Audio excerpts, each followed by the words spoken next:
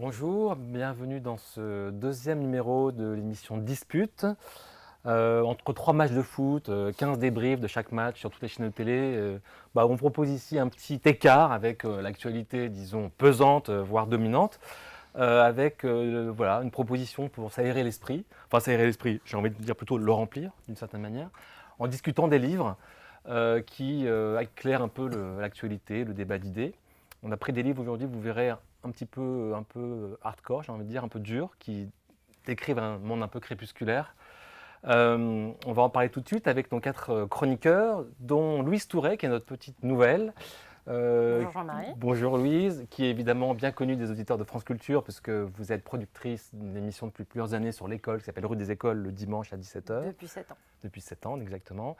Et par ailleurs, vous collaborez au Pure Player Slate, qui est le partenaire de cette émission. En face de vous, Catherine Couquio, qui est professeure de littérature comparée à Paris Diderot, qui était déjà là le mois dernier. Bonjour. Bonjour. À votre gauche, Emmanuel Lemieux, directeur des éditions Lemieux Éditeur, directeur de la revue du Panorama des idées. Bonjour. Et Laurent Bouvet, politologue, professeur de sciences politiques à l'université Versailles-Saint-Quentin en Yvelines, entre autres, et de la Fondation Jean Jaurès. Alors, aujourd'hui, on a 3 livres. Claire Rodier, Migrants réfugiés. Achille Mbembe, politique de l'intimité. De l'inimitié. De l'inimitié, pardon, j'ai dit quoi? De l'intimité. Voilà, c'est mon inconscient qui a parlé de l'inimitié. Et Paul Jorion, le dernier qui s'en va, éteint la lumière, essai sur l'extinction de l'humanité chez Fayard.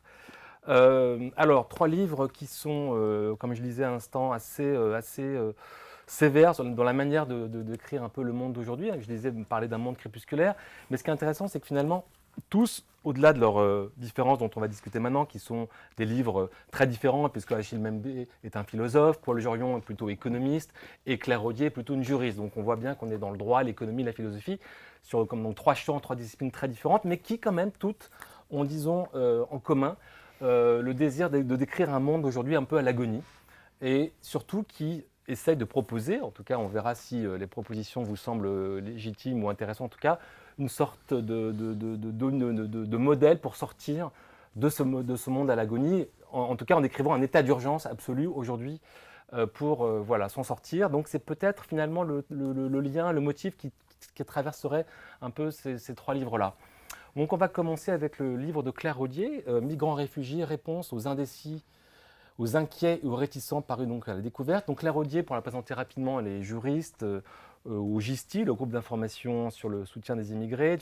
Ça fait très longtemps qu'elle travaille sur la question des réfugiés. Elle a écrit beaucoup de livres sur la question, notamment un de ces derniers qui s'appelait Xénophobie Business, qui était une étude sur comment finalement l'économie, des frontières, créer un business, j'allais dire un peu occulte, et voilà, qui est un livre très intéressant. Et elle avait écrit avant, bien sûr, un livre intéressant aussi qui s'appelait, je ne sais plus comment d'ailleurs, mais enfin elle a écrit beaucoup de choses là-dessus. Voilà. Et là, c'est un petit livre assez pédagogique, disons presque un outil un peu pratique, sous forme d'entretien avec Catherine Portevin, qui est journaliste à Philosophie Magazine, et elle essaye de cartographier, disons, la problématique des réfugiés aujourd'hui, qui évidemment, vous le savez très bien, est complexe. Peut-être Louise, puisque tu es notre nouvelle invitée, qu'est-ce que tu penses de ce petit livre ? Alors, c'est pas vraiment un entretien, c'est 23 thèmes, 23 entrées sur ce problème qui nous a occupé l'esprit une bonne partie de l'année, les migrants, enfin on peut dire les réfugiés, je préfère également ce terme. On peut le dire tout de suite, c'est un livre assez militant, hein, on sait qui parle, d'où elle parle, juriste au GISTI, ça veut dire qu'il y a un désir aussi de défendre la cause des réfugiés, on peut dire qu'elle est pas forcément toujours bien défendue cette cause ou bien entendue dans les médias et dans la société. C'est un livre qui coûte 4,90 €. On peut, voilà, je pense qu'il y a un effort aussi dans cette pédagogie et de vouloir en parler à tout le monde. C'est un effort de prix pour en faire quelque chose d'accessible. C'est un livre qu'on peut mettre aussi dans les mains des adolescents. C'est un livre informatif, au-delà du fait qu'il est pédagogique. Et pourquoi je veux m'arrêter sur ce point, c'est parce que même si le nom d'Aylan est cité dans le 4e de couverture, ce thème des réfugiés, il est hyper émotionnel. Et de quelque côté qu'on se place dans le champ des idées, mais aussi dans la société, quand on en parle, C'est très émotionnel. Il y a bien sûr la peur un peu irrationnelle de se voir envahir. On n'a pas beaucoup de migrants en France, hein, il faut quand même le rappeler, c'est rappelé, par des gens qui peuvent être aussi très xénophobes. Et puis, il y a cet affolement, quand on voit ces photos, on en a vu encore récemment, vous êtes comme moi, Jean-Marie, sur les réseaux sociaux, on voit des choses circuler avec des gens qui nous disent « faites circuler cette photo de bébé mort ». Voilà, on est assailli par beaucoup d'émotions. Moi, je suis allée en reportage à Calais sur l'école, puisque l'école est ma spécialité, sur l'école du chemin des dunes cette année. Et c'est vrai que c'est hyper émotionnel. Même pour faire son travail journalistiquement, parfois, on est arrêté par ce qu'on voit, la situation des gens. Donc, il faut aussi pouvoir mettre des faits, des chiffres, apprendre des choses aux gens. Parfois, peut-être que les médias ne le font pas suffisamment bien. Donc, pour ça, je trouve que ce livre est intéressant. Il peut être, il doit circuler peut-être aussi dans les bibliothèques des lycées et des universités pour savoir de quoi on parle. Et quand je disais qu'il est engagé, c'est très clair, c'est dit, on sait avec qui on est, on sait qui s'exprime. Et dans cette mesure-là, ce n'est pas gênant, on n'a pas affaire à un faux discours objectif. Donc pour ça, alors après, je ne l'ai pas lu avec passion, on n'est pas dans un style flamboyant, non, il s'agit de répondre à des questions très concrètes. Okay, absolument. Mais ça reste un objet pour moi intéressant aujourd'hui pour sortir de cette dictature de l'émotion, en tout cas de cette émotion qui nous saisit aussi tous, y compris moi. Catherine, qu'est-ce que cet outil-là vous a inspiré ? Est-ce que politiquement, parce que ce qui quand même le livre raconte en creux, c'est aussi quand même la critique d'une politique, disons, globale en Europe aujourd'hui, sur la manière d'accueillir les réfugiés aujourd'hui et sur, disons, les impasses dont elle serait un peu coupable. Oui, en fait, c'est un livre qui fait le diagnostic d'une crise énorme, d'une logique et d'une politique de contrôle, essentiellement. Et c'est déjà ce que faisait le gros livre auquel tu faisais allusion, qui est un livre écrit avec Emmanuel Terret, qui était assez précieux en 2008, qui s'appelait « Migration, fantasme et réalité ». Voilà. En fait, elle refait un peu ça, mais elle compacte les choses et elle le réactualise évidemment. Puisque donc l'idée, c'était de lutter contre les malentendus, les fantasmes, les imaginaires, et y compris les contre-vérités, les mensonges qui circulent sur ces sujets. Et à la fois, fourbir des armes pour lutter contre cette politique qui s'est réactualisée de manière assez dramatique. Alors, donc elle a toute une batterie d'arguments, on ne va pas revenir sur tous ces arguments, mais moi je pense que chacun de ces arguments compte, enfin donne des éléments importants. Il y a une documentation statistique, numérique assez précieuse aussi, je trouve. Je pense que, sans doute aussi à cause du format, elle va beaucoup trop vite sur certains points. Elle expédie la question, par exemple, à la fin d'un chapitre, elle dit il est évident qu'intégrer 1 million de migrants serait parfaitement gérable.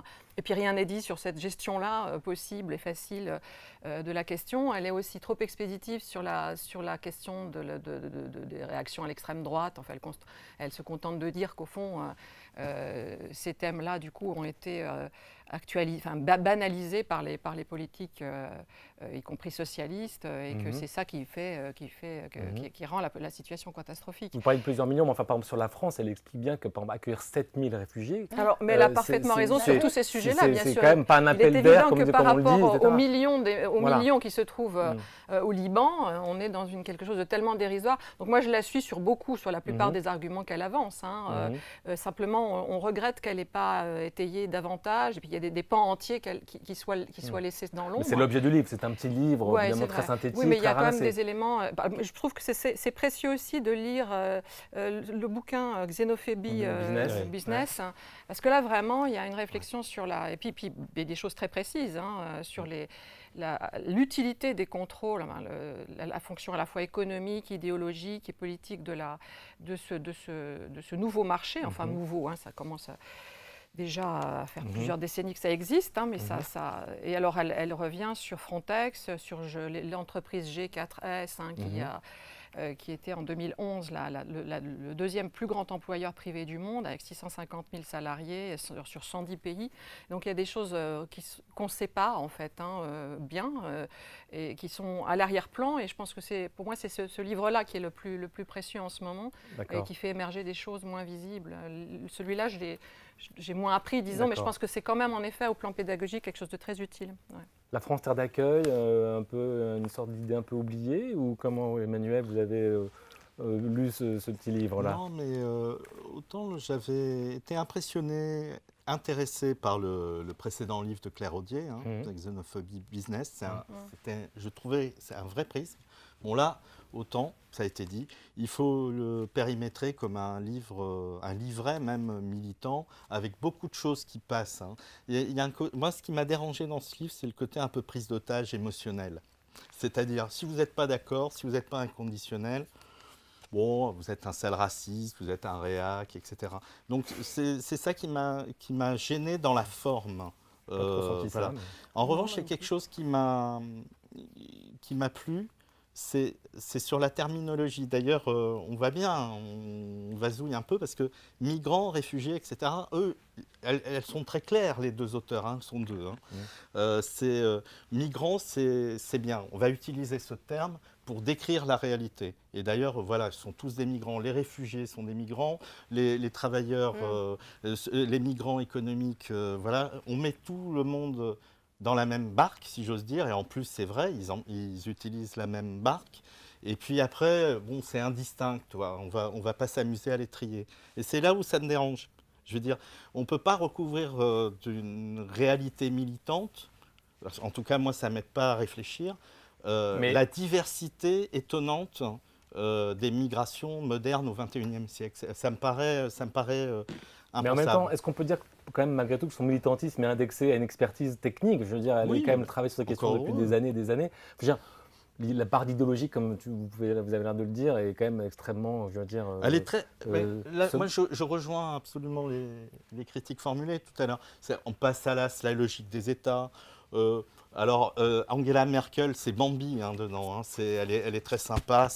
Voilà, oui, c'est un peu rapide. Elle a été coupée dans son élan. C'est un peu ce qui est. Comment dire, c'est fille de pasteur. Je trouve qu'il y a beaucoup de choses. Il y a beaucoup de choses qui sont passées à l'as. Et effectivement, quand mais est-ce que c'est pas parce que c'est le format du bouquin et oui, l'ambition c'était de faire un tout petit livre? Oui, on est d'accord. Et par ailleurs, largement. Sur cette question-là précisément des réfugiés, elle n'est pas non plus seule. Enfin, je veux dire, énormément d'universitaires qui travaillent sur des questions. Je pense par exemple à quelqu'un comme Catherine Bell de Winden, par exemple, tout à fait. qui est une spécialiste un peu aussi de la question des frontières, partage globalement ces points de vue-là, que je ne pense Laurent Bouvet ne partage pas. Moi, c'est pas... Alors, Laurent. Il y a plusieurs aspects. C'est un livre, c'est un livre pédagogique. C'est un livre qui est fait pour être pédagogique, donc très court, avec des chapitres, des questions qu'on se pose et des réponses. Il y a des chiffres, il y a des choses très intéressantes et je partage ce qui a été dit. On apprend des choses. Le problème qui, là aussi, a été soulevé, c'est que c'est un livre fait... alors je ne sais pas si c'est un livre militant, mais c'est un livre fait par des gens qui, en dehors d'être des spécialistes, sont aussi des militants. Et la frontière entre les deux est très difficile, mais elle est difficile pour tout le monde.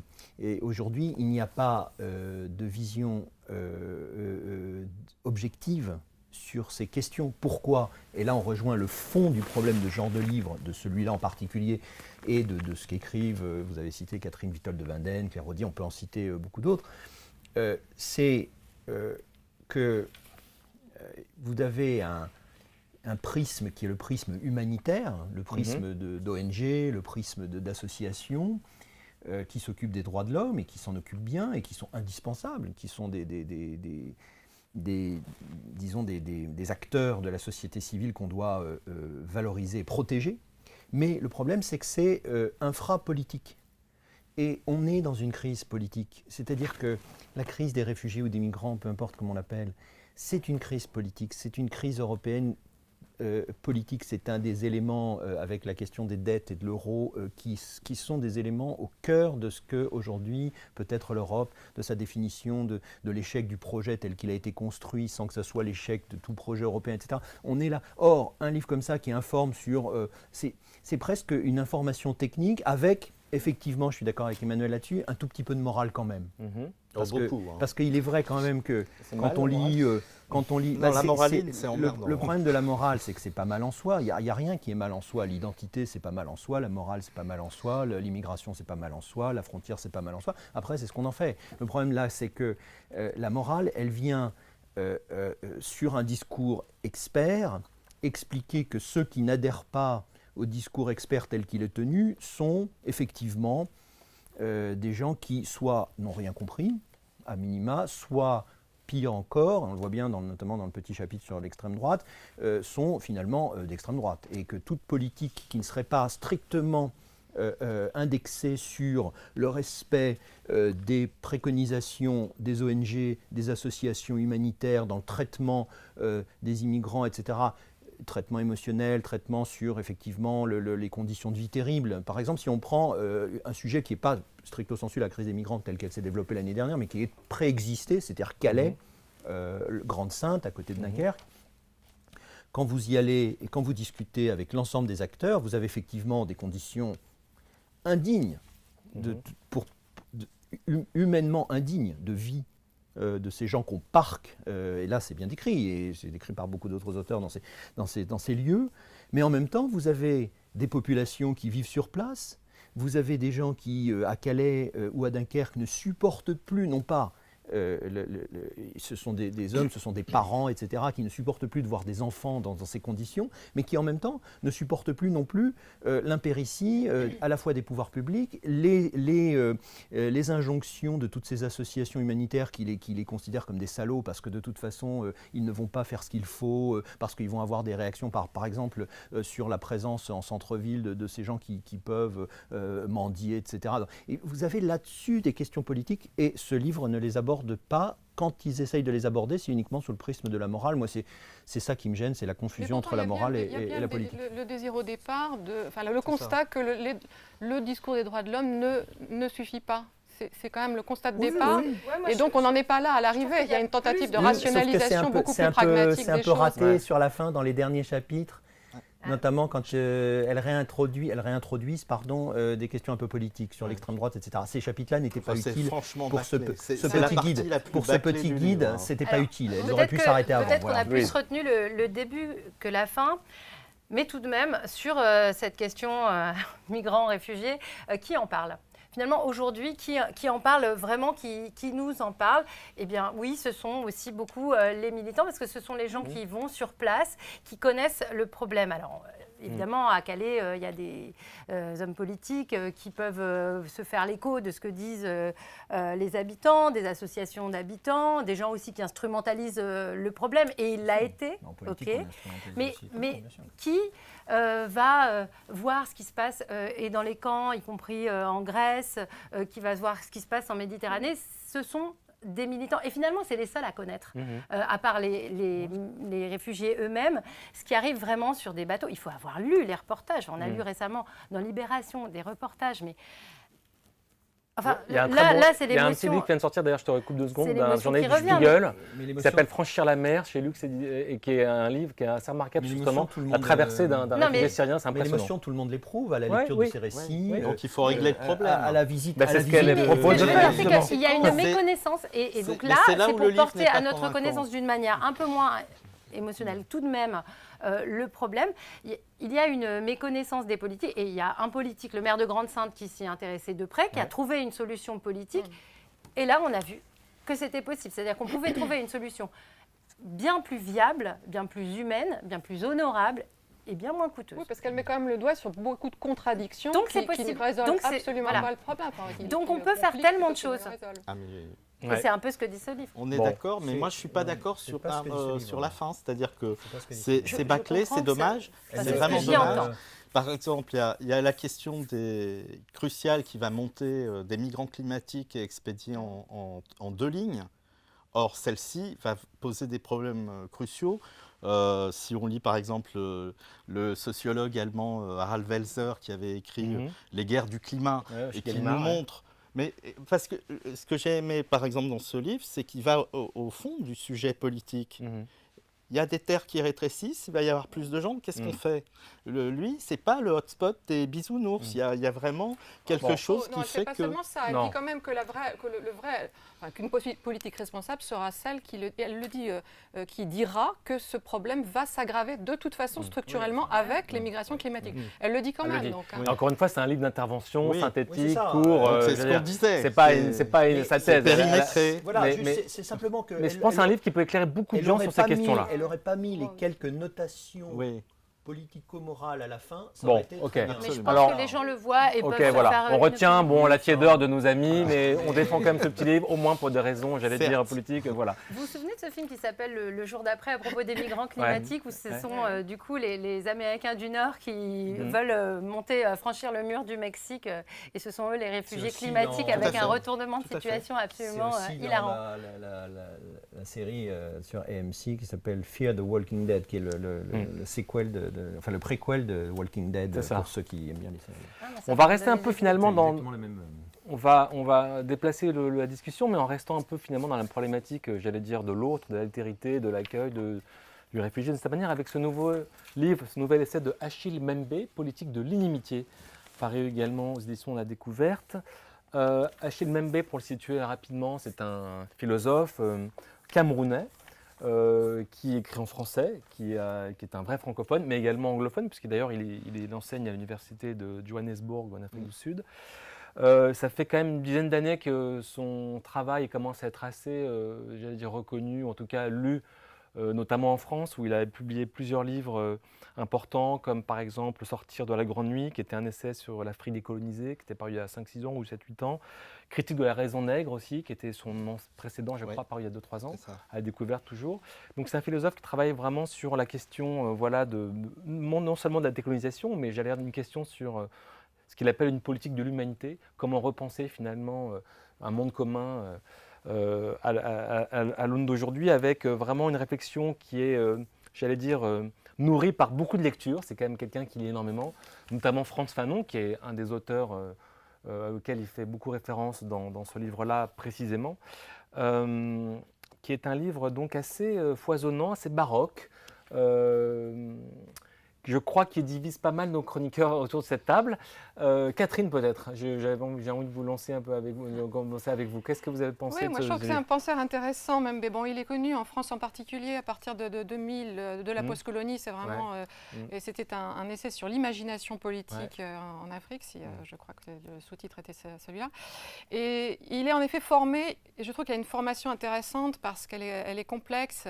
Il a commencé ses études à l'université de Yaoundé. Il a fait un travail, une thèse sur la naissance du maquis, donc la naissance du nationalisme au Cameroun et donc la guerre de décolonisation.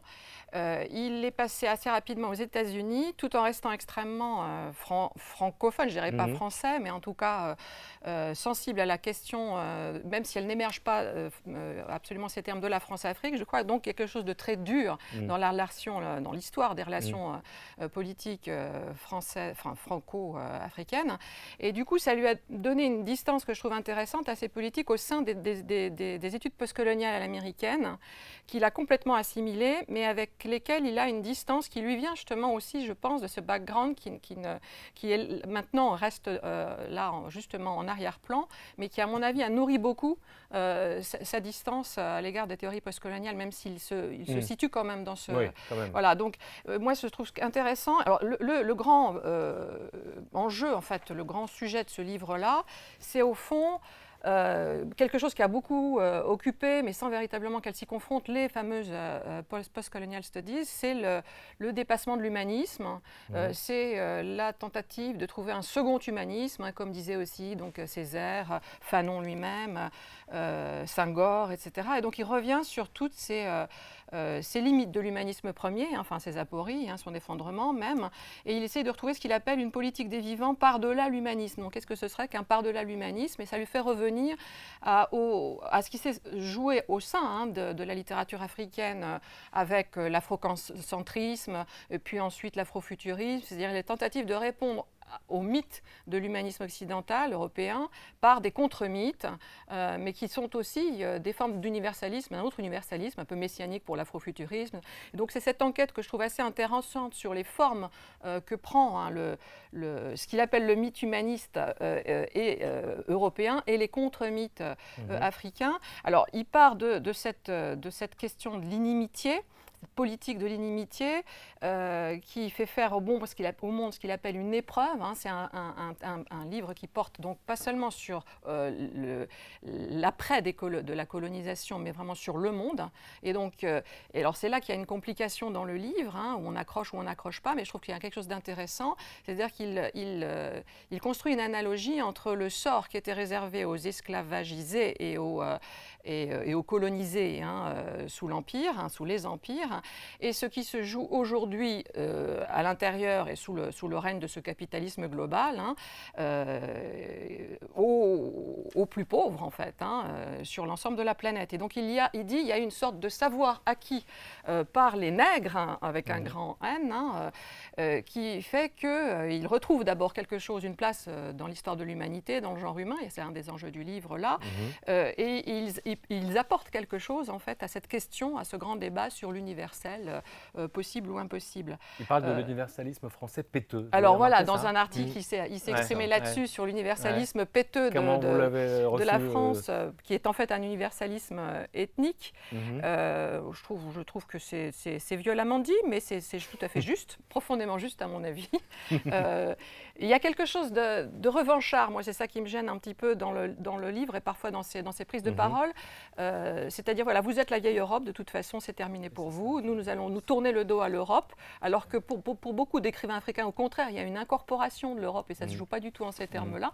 Donc moi c'est là la chose un peu problématique peut-être, mais je trouve que sur la critique de l'universalisme, alors il y a aussi cette dimension très baroque en effet d'écriture qui fait que le nègre apparaît comme une espèce de spectre qui hante l'Occident, qui fait partie de l'Occident à la manière d'un spectre, et donc il épouse au fond cette spectralité du nègre et ça lui fait décrire entre guillemets des paysages étranges, hein. Il y a une espèce de logique de l'hallucination qu'il suit, à laquelle il s'abandonne, et là on le suit ou pas, ça devient lyrique très clairement, hein, mais c'est aussi une manière d'opérer une catharsis, et là c'est tout le rôle que joue la référence à Frantz Fanon, qui a eu donc cette expérience, hein, très importante de médecin psychiatre en Algérie, qui est donc de Martinique, est venu s'installer, vivre et travailler, hein, et jusqu'au bout, et donc s'engager pendant la guerre d'Algérie là-bas, et auquel il revient. Par-delà, je dirais, les études postcoloniales à l'américaine, hein, il y a une espèce de manière de se ressaisir de ce qu'il appelle la pharmacopée, en fait, hein, la pharmacie que devient l'œuvre de Frantz Fanon. Et je trouve qu'il y a une manière de relire Frantz Fanon qui est intéressante à cause de ça, à cause de cette espèce de décentrement. J'ai le sentiment que Laurent Bouvet n'a pas été aussi sensible à ce lyrisme-là. Alors, non. En effet, c'est un livre comme l'ensemble, je n'ai pas tout lu, hein, je ne prétends pas avoir tout lu, mais je connais bien Achille Mbembe, enfin pas lui, mais son œuvre. Il y a quand même il y a deux problèmes. Bon, je laisse de côté le problème formel. Moi, je ne suis pas sensible à sa plume. Son style, à sa plume. Okay. C'est important parce que c'est un style empoulé pour moi. C'est un style flamboyant, mais c'est pas Salammbô, vous voyez, de Flaubert. ou même un style à la Régis Debray, vous voyez, un petit peu recherché. C'est vraiment avec du néologisme, des espèces de formules qui essayent de. Bon, moi, je suis sensible à un style beaucoup plus classique et simple. Okay. Non, sur le fond, évidemment, c'est là le plus important, le plus intéressant. Bon, c'est quand même un livre qui nous renvoie à des sujets très actuels. C'est un livre qui tient pour moi de l'obsession identitaire, de ce que j'appellerais l'obsession identitaire. C'est-à-dire qu'il y a une manière que veut Mbembe de déconstruire le colonialisme, la domination occidentale, évidemment, qui a aussi inventé l'économie de marché et le capitalisme. On est dans l'intersectionnalité, comme on dit aujourd'hui, dans les départements de sciences sociales, dans les pays anglo-saxons et maintenant même dans certains ici. Donc, c'est assez simple, c'est-à-dire que tout ce qui va pas, enfin tout ce qui est mauvais, tout ce qui est dominant, tout ce qui est oppresseur, tout ce qui est le mal, parce qu'on retrouve aussi, on parlait tout à l'heure de la morale, mais il y a vraiment cette idée-là, c'est l'Occident, c'est l'Europe, c'est les Blancs. Tout ce qui peut sauver l'humanité, dans la perspective d'un autre humanisme, tout ce qui peut aller au-delà, tout ce qui peut enfin révéler, y compris en termes de réalité, de la pulsion sexuelle, que ce ne soit pas simplement du désir tout à fait... parce qu'il y a aussi la psychanalyse qui est très présente, pas simplement à travers la figure de Fanon, mais de manière générale. Tout ce qui peut révéler un véritable désir, un beau et un bel et bon désir, et non pas cette espèce de désir de domination dans le sexe, etc., qui est évidemment celui des Blancs par rapport aux nègres, aux Noirs et aux nègres. Ça ne peut venir que de l'extérieur de l'Occident. Donc tout est construit de cette manière. La seule question que moi je me pose toujours par rapport à ce genre de propos, c'est que l'ensemble des outils de la déconstruction vient de l'Occident. L'ensemble des outils intellectuels qu'utilise Achille Mbembe vient de l'Occident.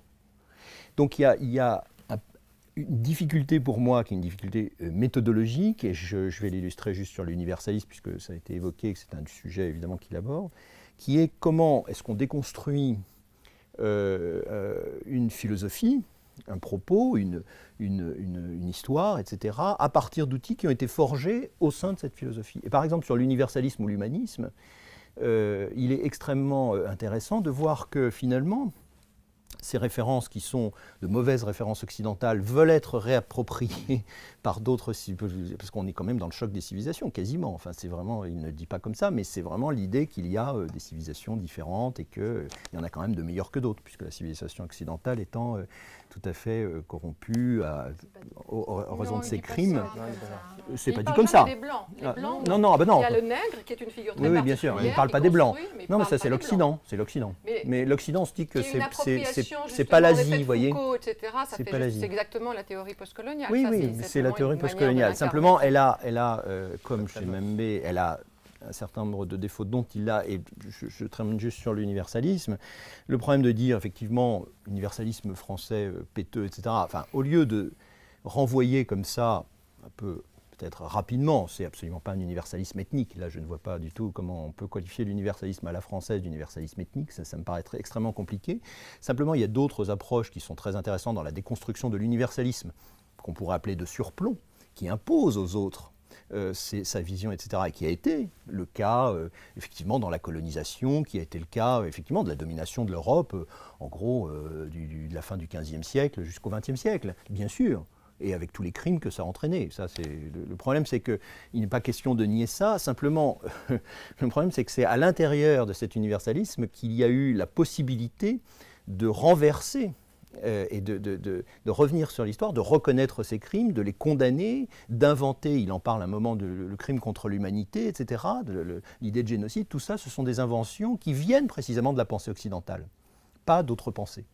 L'universalisme, plutôt que l'universalisme de surplomb, il y a par exemple un auteur américain qui s'appelle Michael Walzer, un philosophe américain, qui a bien caractérisé ce qu'il appelle un universalisme réitératif, c'est-à-dire où on trouve des éléments commun dans l'ensemble des civilisations, dans l'ensemble des sociétés, et on voit bien qu'aujourd'hui c'est un enjeu très important par rapport à la religion par exemple, on trouve dans l'ensemble des sociétés et des civilisations, dans l'ensemble des religions aussi, des éléments communs, d'une humanité commune. Et c'est ça l'humanisme, et l'universalisme de l'humanisme. Je ne suis pas sûr qu'il soit en désaccord avec vous là-dessus. Si, parce que le monde commun, c'est l'Occident n'en fait pas partie. Ouais. Est-ce que Louise, vous êtes un peu de ces critiques Certaines critiques, oui, enfin, je les entends, on n'est pas totalement d'accord. Je trouve qu'il y a beaucoup d'idées dans ce livre qui fait quand même réfléchir. Bon, après tout, c'est pour ça qu'on lit des essais, tout bêtement. J'avais jamais lu Achille Mbembe, je l'avais entendu sur France Culture. J'ai quand même un petit peu cherché le propos, c'est-à-dire que le titre, bon, on arrive, il y a beaucoup de méandres, tout l'aspect psychanalytique est quand même un petit peu compliqué, donc... parfois, voilà, j'avais un petit peu besoin de me poser, de réfléchir vraiment à ce que je lisais pour resituer le propos. C'est peut-être un peu dommage. C'est son livre, écrit de la manière la plus facile. Bon, peut-être que le prochain... un indice sur les autres, alors, peut-être que le prochain sera plus accessible pour moi. Après, je ne suis pas universitaire. Voilà, vous avez d'ailleurs fort bien expliqué, Catherine. C'était intéressant d'avoir aussi votre présentation et assez éclairant, finalement, par rapport à ma lecture. C'est un très bon orateur. orateur, quand on l'interviewe, oui, alors, il est très clair. Il est très clair à l'oral. Vraiment. Du coup, je l'avais écouté et je pense que c'est un bon prof aussi. C'est très intéressant. Alors, la réflexion, c'est quand même une réflexion qui est intéressante pour nous aujourd'hui, la société française, la France et l'Europe. C'est-à-dire, est-ce qu'on devient une puissance petite? C'est une question qu'on s'est beaucoup posée pour la France et la pose pour l'Europe. Quand même, oui. Alors peut-être, on est moins au centre du monde. C'est quelque chose qu'il faut accepter, réfléchir. Peut-être qu'aussi on vit dans un L'Europe n'est plus la meilleure de toutes choses. Ça fait un moment. C'est pas très nouveau. On peut parler de l'URSS, on peut parler de la Chine, on peut parler des États-Unis. On dit que c'est pas nouveau. Bien sûr, mais là, moi, c'est quelque chose que je disais plus pour la France qui se réfléchit comme nation. Bon, voilà. Et puis, laissez-moi le lire comme ça. Ensuite, il interroge, d'interroger le projet humaniste occidental et sa part d'ombre. C'est toujours intéressant. Eh bien oui, mais c'est pas nouveau. Mais on y revient. Non, mais c'est nouveau. On dit qu'on réfléchit et il y réfléchit à sa manière. Qu'est-ce qu'il y a derrière? Voilà, le colonialisme. Eh bien oui, ce sont encore des sujets qu'on n'a pas totalement explorés dans la société. On se le prend dans la figure à plein de moments, à plein d'endroits, de plein de manières différentes. Cette réflexion, on ne l'a pas épuisée et c'est bien. Alors, on connaît bien les travaux de Pascal Blanchard, pour citer le truc le plus évident. Et quand on parle de l'école aussi, voilà. On peut aussi lire ça pour voir aussi quand ça vient vraiment. D'ailleurs, il travaille en Afrique du Sud, c'est pas inintéressant non plus, Achille Mbembe. Comment il noue les choses. Je répète, c'est un peu dommage que ce soit si compliqué. Sur le racisme, et ce qu'il dit sur ce racisme si présent, il y a d'abord l'idée de dire qu'il est partout, tout le temps. Moi, ça me gêne un peu. Ça me gêne un peu, mais d'une manière... Alors, c'est très prosaïque, c'est parce que moi, je ne vis pas cette réalité-là. Je ne suis pas comme ça. Je suis un produit post-colonial moi-même.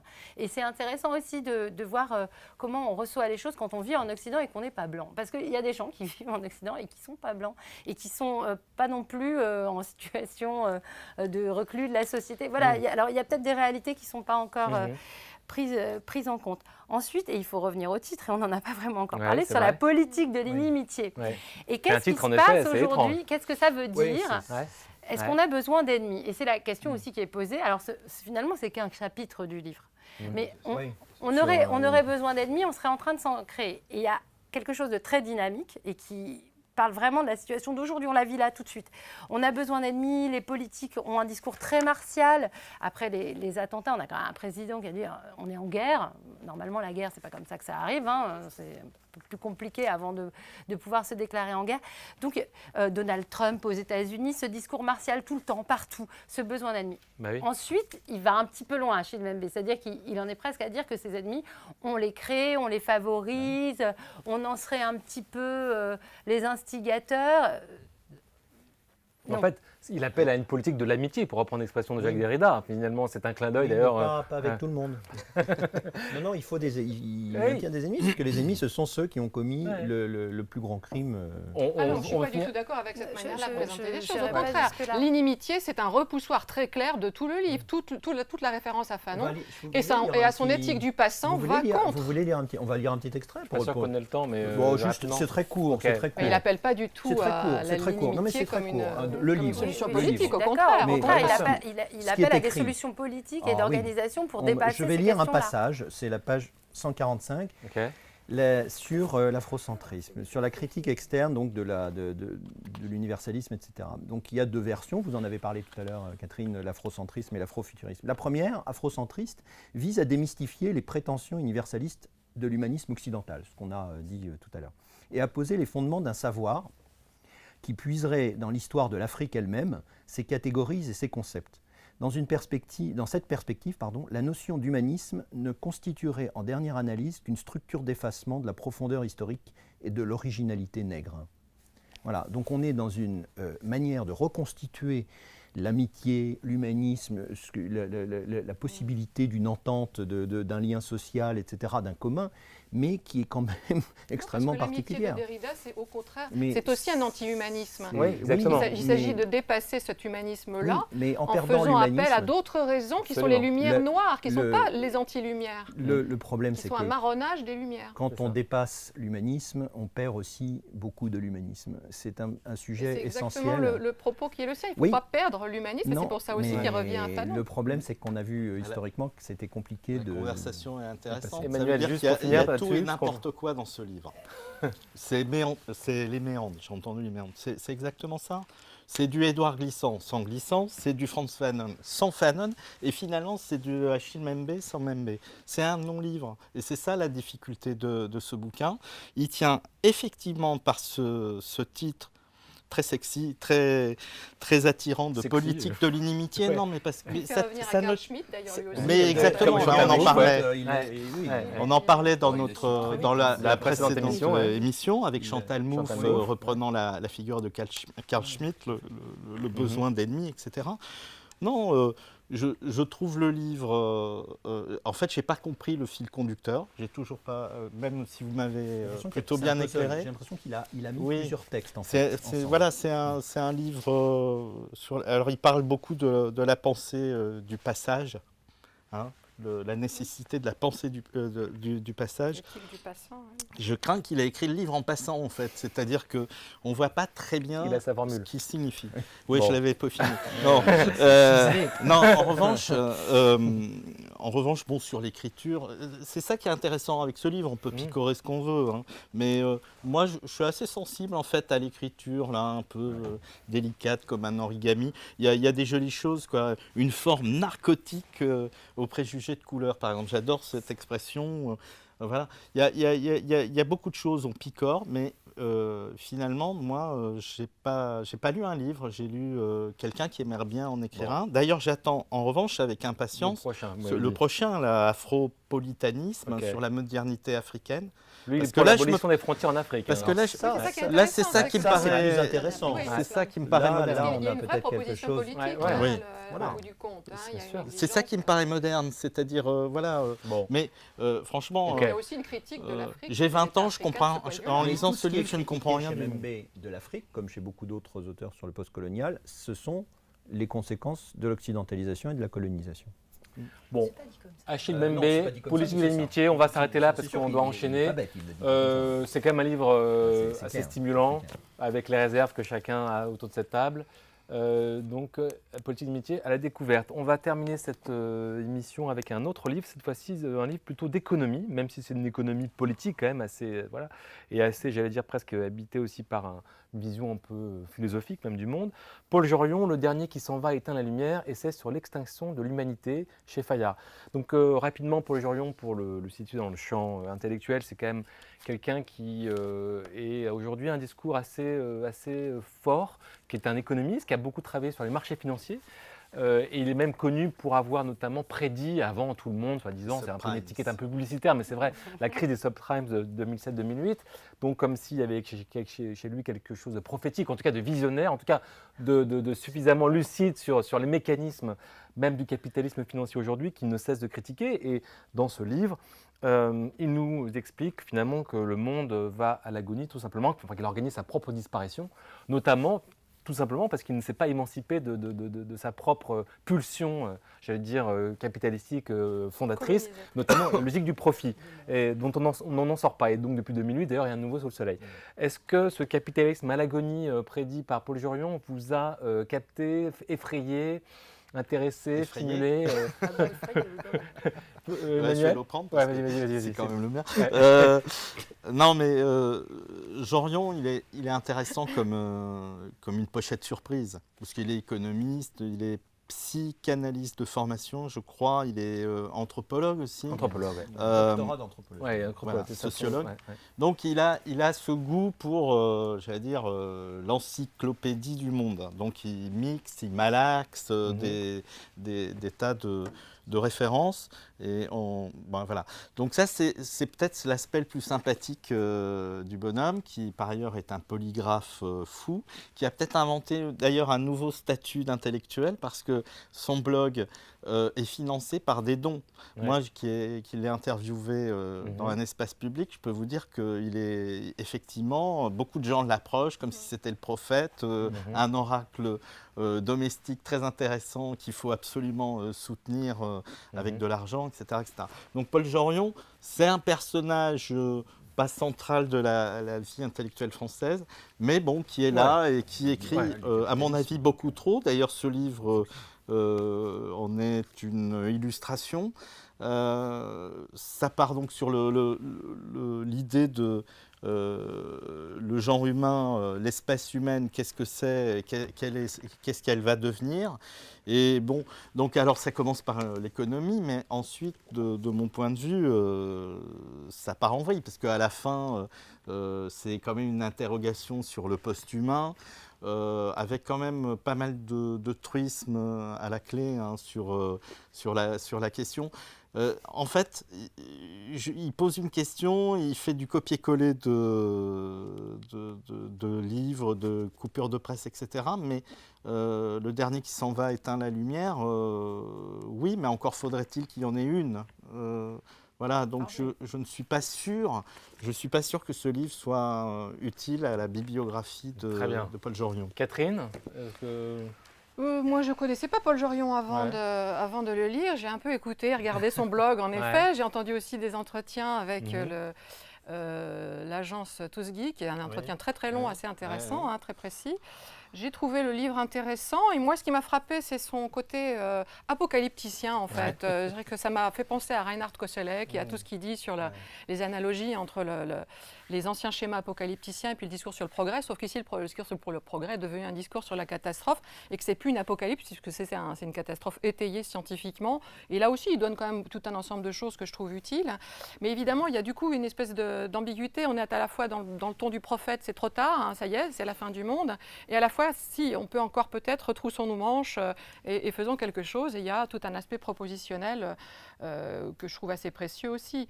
Moi, ce qui m'intéressait aussi, c'est du côté, dans la deuxième partie, dans l'anthropologie, je n'ai pas vu que des truismes, la réflexion sur la conscience. C'est-à-dire qu'au fond, ce qui l'intéresse, ce qui le trouble, c'est qu'on laisse tomber cette histoire, c'est que l'espèce humaine accepte de s'éteindre.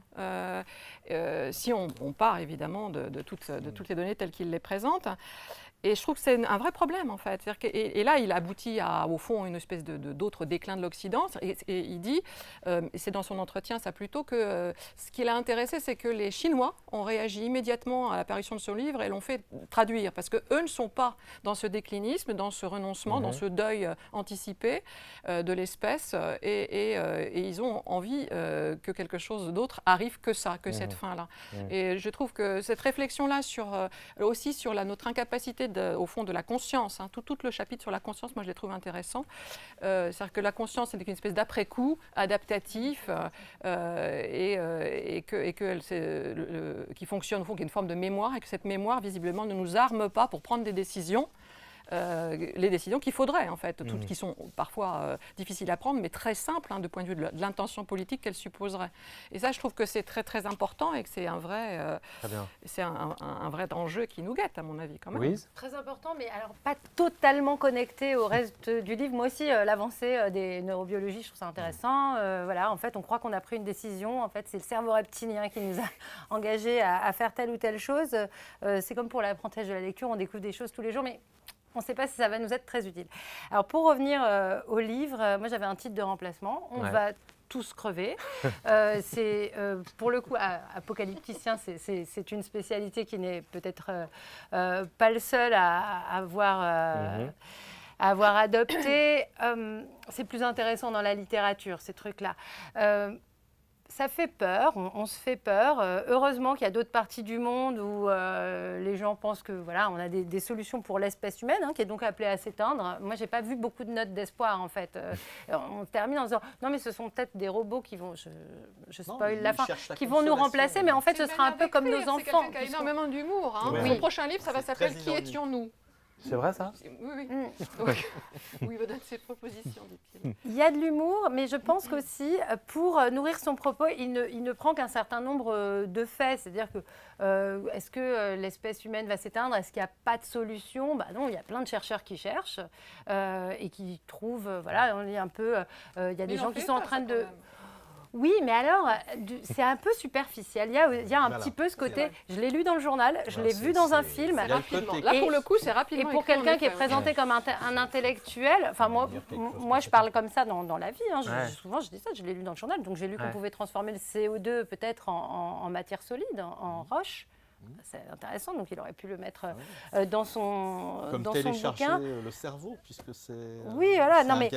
donc moi, j'ai peut-être parce que j'ai cette vision trop occidentale que l'humanité progresse et progresse toujours, parce que j'ai des enfants, parce que je compte en faire d'autres, parce que donc. C'est occidental. C'est une. Douteux. Non, mais. C'est douteux. En fait, c'est un peu rapide. On n'est pas totalement convaincu, et pour un propos aussi grave, quand on dit des choses aussi graves, il faudrait peut-être étayer un peu davantage. Après, moi, je me suis dit, tiens, il faudrait peut-être que je relise Philippe K. Dick, Blade Runner, parce qu'en fait, ce monde-là, ce monde post-apocalyptique, il est parfaitement décrit, plutôt dans la littérature américaine. Aujourd'hui encore, dans des fictions d'anticipation, il y en a énormément qui s'adressent aux jeunes et qui rencontrent un grand succès. Moi, ça m'intéresse toujours de voir comme la littérature jeunesse, même un peu cheap, ou les films comme Hunger Games, parlent aux ados d'aujourd'hui de ce monde qui nous décrit, et peut-être d'une manière parfois plus subtil. Oui. Mais s'inscrit dans un courant intellectuel qui remonte à Gunther Anders, par exemple. C'est un semeur de panique. On s'est familiarisé à cet imaginaire, mais que cette familiarisation ne nous permet absolument pas de prendre des décisions politiques. C'est peut-être là que, par ça que j'aurais dû terminer, c'est-à-dire à quoi nous sert tout ce savoir finalement. Et pour moi, c'est ça. Non, mais c'est pas seulement Jorion, et c'est peut-être ce qu'il aurait dû peut-être mettre en valeur davantage dans cet essai, dire qu'on a beau savoir, on n'arrive pas à prendre la mesure. C'est un problème qui pose, c'est un vrai problème quand même. C'est ce qu'il dit. Laurent. Il est là aussi, enfin, pardon. Non, allez-y. Non, mais il est ni le premier ni le seul, et il fait moins bien que les autres. Donc, c'est quand même un souci. C'est-à-dire que moi, je trouve Paul Jorion, depuis sa célébrité, parce qu'il a, avec beaucoup d'autres, dit ce qui allait se passer dans la crise des subprimes, cette espèce de folie, de titrisation, comme on disait, excessive des titres. Ok, sur les marchés, il est devenu une sorte de gourou. Effectivement, c'est assez impressionnant. Et c'est un livre de gourou. C'est le gourou de secours. C'est-à-dire, on met tout ce qu'on veut... tout ce qu'il a lu dans le journal, tout est dans tout. Et finalement, ça ressemble à quoi? Ça ressemble à... Alors, il y a des citations... alors, c'est bien pour la philo, pour le bac philo terminal. C'est fini, là. C'est dommage, mais enfin, j'espère. Parce que là, il y a plein de citations de plein d'auteurs. Donc, il cite des auteurs. On ne sait pas toujours si c'est très à propos. Il ne va jamais dans le détail. Il n'essaye pas de mesurer...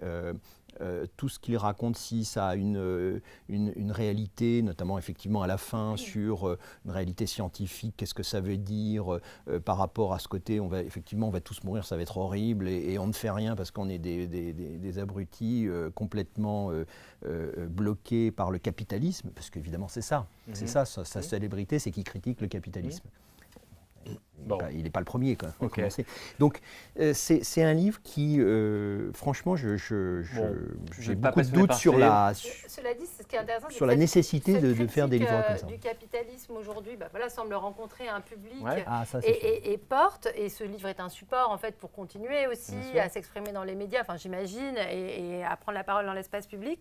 Mais les anciennes critiques du capitalisme, elles sont vieilles comme le capitalisme, fonctionnent un peu moins bien, même électoralement, alors que quand il dénonce le fait que les riches s'enrichissent... Il y en a des meilleurs, quand même. Oui, mais lui rencontre son public, donc c'est peut-être quelque chose qu'on n'arrive pas aussi à évaluer. Le fait que les gouvernements ne tiennent pas compte des expertises de ce type-là, ça c'est un vrai problème.